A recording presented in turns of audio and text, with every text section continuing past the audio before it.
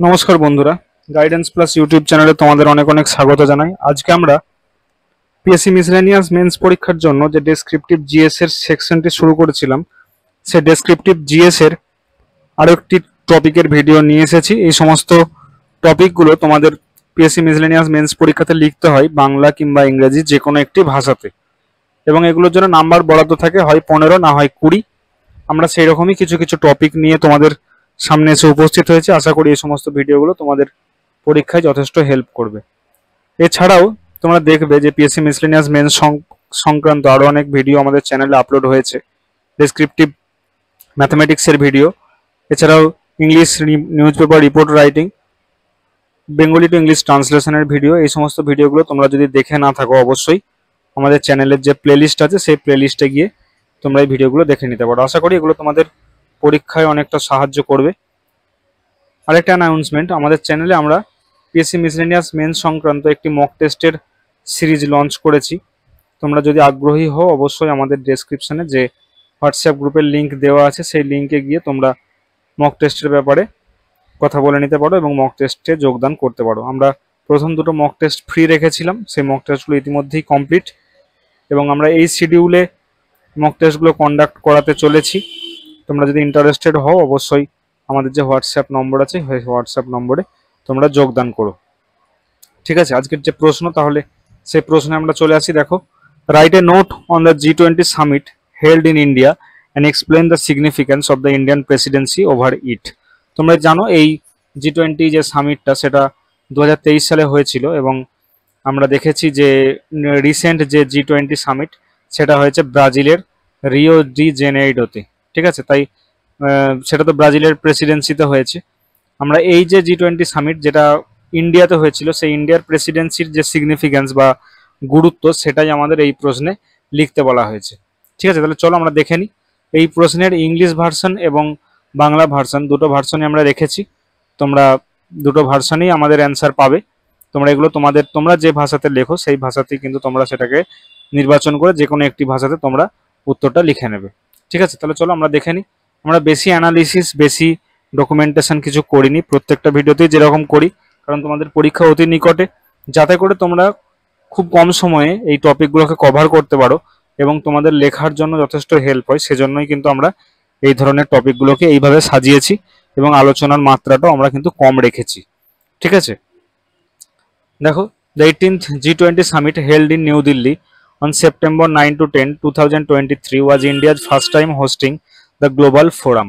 ঠিক আছে, তোমরা দেখেছো পিএসসি মিসলেনিয়াস মেন্স পরীক্ষাতে যে সমস্ত টপিকগুলো রিসেন্ট এবং রিলেভেন্ট, এক্সাম রিলেভেন্ট, সেইগুলোই আমরা নির্বাচন করেছি।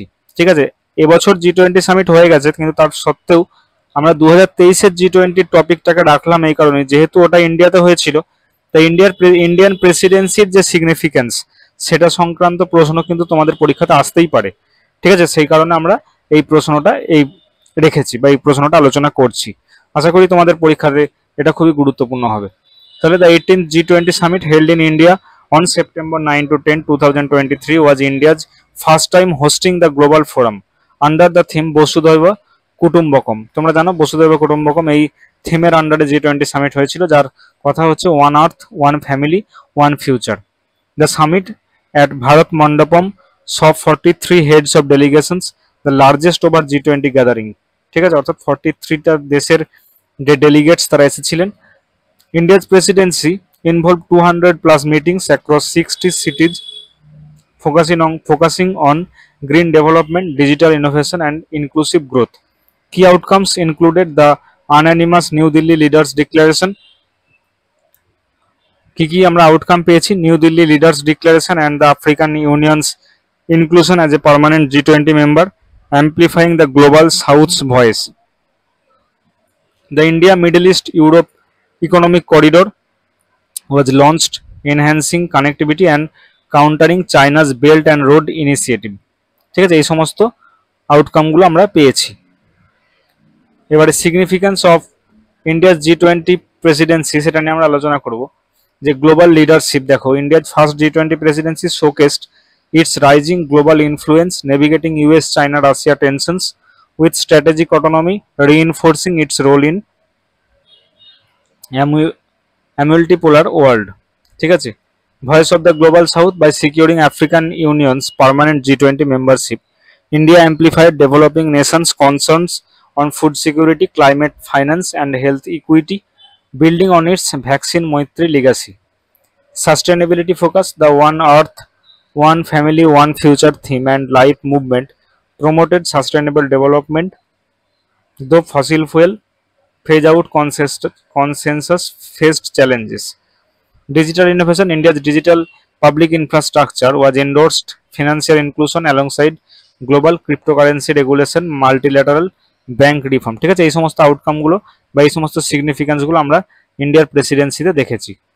Cultural and diplomatic showcase, hosting 200 plus meetings across 60 cities including Jammu and Kashmir, highlighted India's cultural heritage and sovereignty, engaging 67 million people.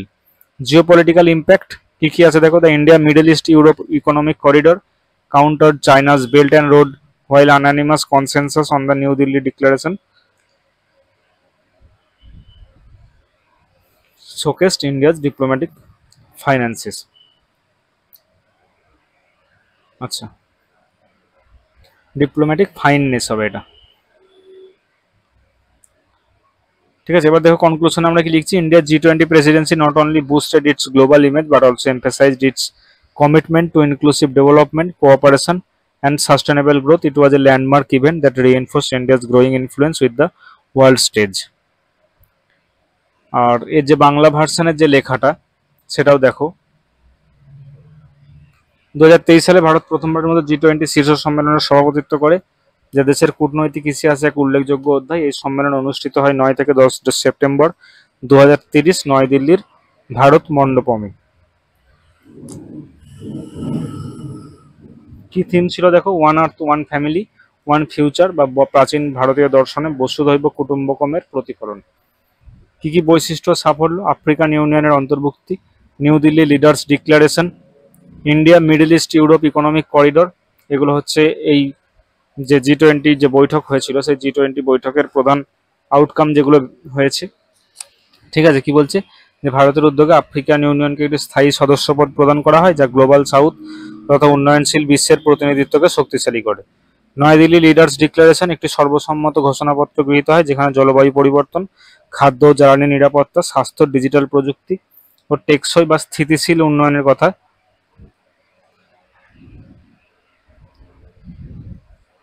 স্থিতিশীল উন্নয়নের উপর গুরুত্ব দেওয়া হয়। India Middle East Europe economic corridor অর্থাৎ IMEC, একটি নতুন আর্থিক ও অবকাঠামোগত corridor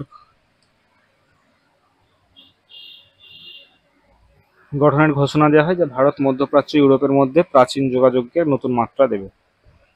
next, digital public infrastructure প্রদর্শন।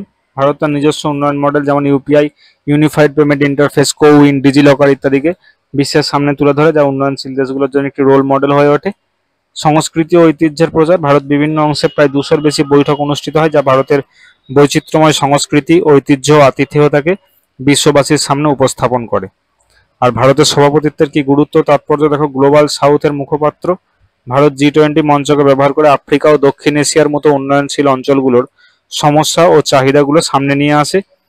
সহমতের সেতুবন্ধন, বর্তমান সময়ে রাশিয়া ইউক্রেন যুদ্ধ আন্তর্জাতিক বিভাজনের মধ্যে ভারত সফলভাবে বিভিন্ন দেশের মধ্যে সহমতের ভিত্তিতে সিদ্ধান্ত গ্রহণ করতে পেরেছে। ভারতের নেতৃত্ব প্রমাণ করে যেটি উন্নয়নশীল দেশও আজও বিশ্ব রাজনীতিতে গুরুত্বপূর্ণ ভূমিকা নিতে পারে। ভারতের climate fund, green hydrogen mission ইত্যাদির মাধ্যমে পরিবেশ যে সহনশীল উন্নয়নের উপর জোর দেয়। আর কৌশলগত ভারসাম্য রক্ষা, ভারত, যুক্তরাষ্ট্র, রাশিয়া, চীন, ইউরোপীয় ইউনিয়ন সহ বিভিন্ন শক্তিধর রাষ্ট্রের মধ্যে ভারসাম্য বজায় রেখে বিশ্ব রাজনীতিতে এক কুশলী মধ্যস্থতাকারীর ভূমিকায় অবতীর্ণ হয়। ঠিক আছে, ভারতের G20 সভাপতিত্ব কেবলমাত্র একটি আন্তর্জাতিক সম্মেলন পরিচালনা নয়, বরং এটি ছিল ভারতের বিশ্ব নেতৃত্ব উত্তরণের এক জোরাল বার্তা। ভারত এই সুযোগের সদ্ব্যবহার করে নিজের অভ্যন্তরীণ সাফল্য, কূটনৈতিক দক্ষতা এবং বিশ্ব শান্তি ও উন্নয়নের অঙ্গীকারকে আন্তর্জাতিক স্তরে প্রতিষ্ঠা করে।